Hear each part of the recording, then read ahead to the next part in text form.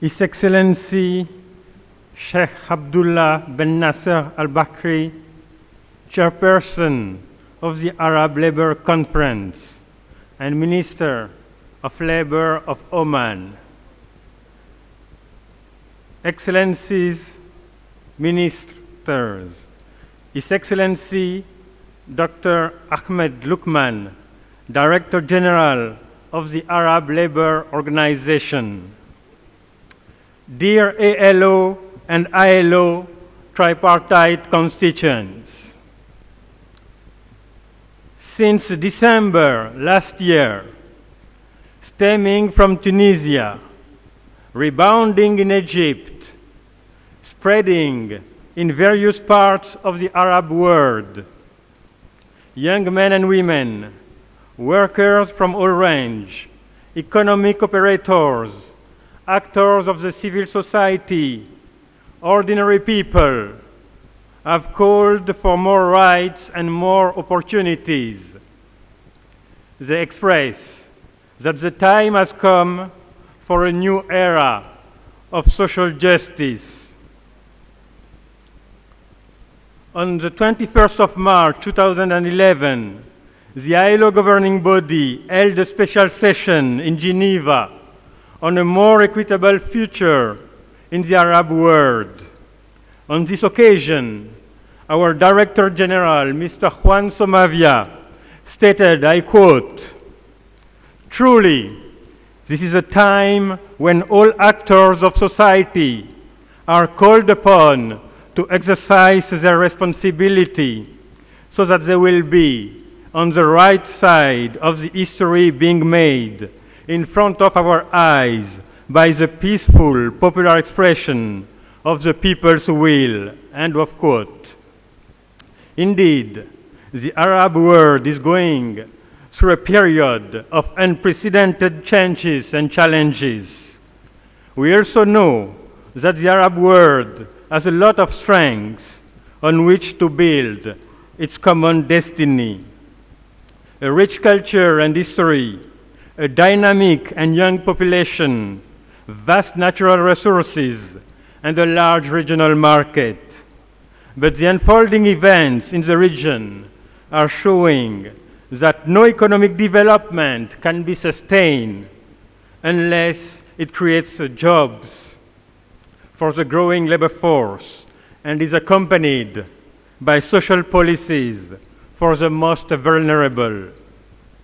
In that perspective, I would like to commend the Director General of the Arab Labour Organization, Dr. Ahmed Lukman, for his leadership and commitment to the development of the region. Congratulations, Dr. Lukman, for your brilliant re-election, and thank you for associating so kindly the ILO to your achievements.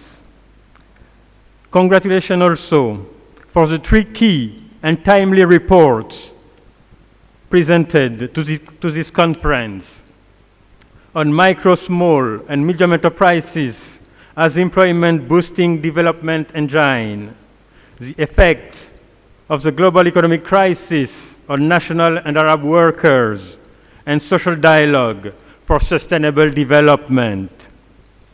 Allow me to focus today my intervention on these major policy challenges. In this connection, 3 notions come to my mind: efficiency, fairness, and trust.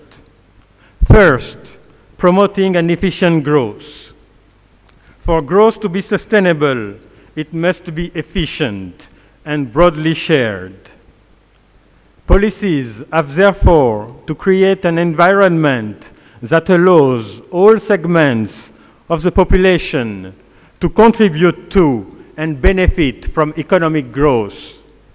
Such an environment requires making full employment a priority macroeconomic target in itself, alongside low inflation and financial stability, supporting inclusive and fair labor markets, promoting universal ratification and effective application of fundamental principles and right at work, and establishing well-designed social protection systems, including a social protection floor for the most vulnerable. In that perspective, public policies could enable private initiatives to flourish at all levels. This is why we fully agree with the importance given by the Arab Labour Organization to the expansion of micro and small-medium enterprises. Indeed, micro-enterprises are the biggest pool of potential decent jobs creation in the Arab world. However, most of them are still in the informal economy, so we need to improve both the quantity and quality of jobs that they generate. In this connection, lessons can be learned from other regions, for instance, China and Brazil. Second, fostering fairness in the labor market. Everywhere in the world, youth have paid a heavy toll to the global economic crisis. However, youth unemployment numbers are expected to decline in the course of this year. But of all regions of the world, only in the Middle East and North Africa is youth unemployment expected to increase in 2011. Today, more than 20% of the youth labor cannot find in the Middle East and North Africa a job. Today, there are still too few employment opportunities for young men, and even less chances for young women. What can we do to bring hope to the youth in the labor market?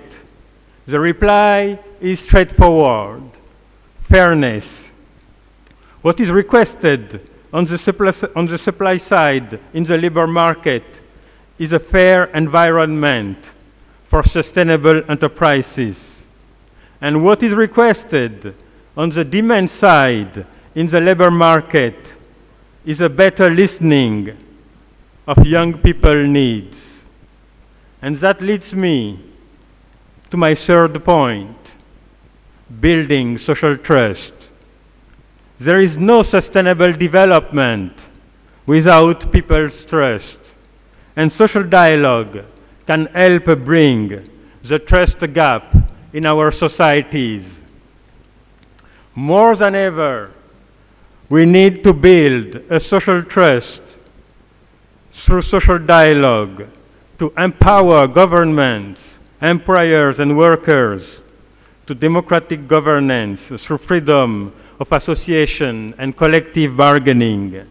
And here, I would like to commend once again His Excellency Dr. Ahmed El-Borai, Minister of Manpower and Migration, for his historic declaration on trade union rights in Egypt, signed last March during the visit of our ILO Director General in Cairo.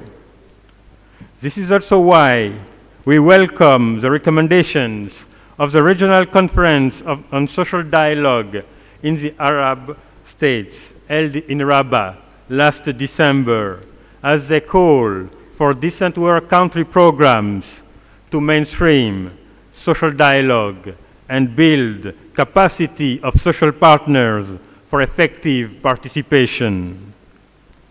As we are moving towards the celebrations of the 100th anniversary of the International Labour Conference next month in Geneva, we acknowledge that the aspirations for decent work are universal.